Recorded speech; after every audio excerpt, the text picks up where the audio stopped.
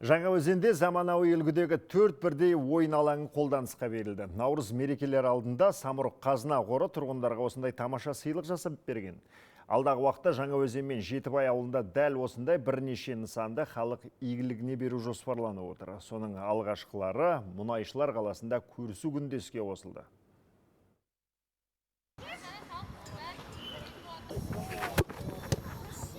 Былтыр Жаңаөзен қаласы мен Жетібай ауылында барлық талапқа сай келетін 4 ойын алаңының құрылысы басталған болатын. Жобаларды Самұрық Қазына акционерлік қоғамы компаниялар тобатынан Самұрық Қазына Траст қайырымдылық қоры жүзеге асырды.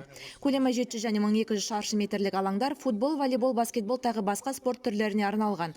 Қуанышты жаңалықты қала тұрғындары, әсіресе балалар көптен күтті. Маған ұнайды, менің үйім жақын полеге, сосын келіп ойнай аламын достарыммен. Осы жылы 16 дана беруге жоспарланды. Самұрық Қазына Траст қайырымдылық қоры арқылы қаламыздың 3 орта мектебіне барлығына смарт партамен қамтамасыз етіліп, сондай-ақ мүжәлсіз және аз қамтылған отбасының балаларын ұлттық бірыңғай тестілеу дайындау үшін оқу орталықтарының проекті жүзеге асып келе жатыр. 2023 жылдың бірінші жартыжылдығында аталған елді мекендерде тағы 19 спорт алаңы қолданысқа беріледі. Соның 15-і Жаңаөзенде, қалғаны Жетібайда салынып жатыр.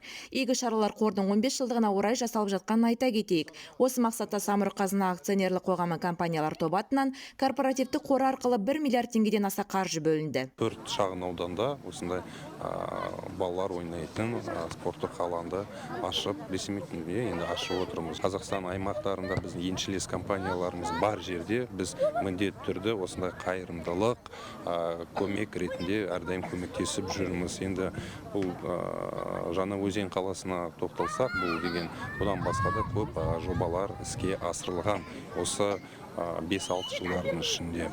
Кәсіпорындары бар өңірлерді қамту арқылы тұрғындардың әл-ауқатын жақсарту компаниялар тобы ұстанған басты қағидаттың бірі.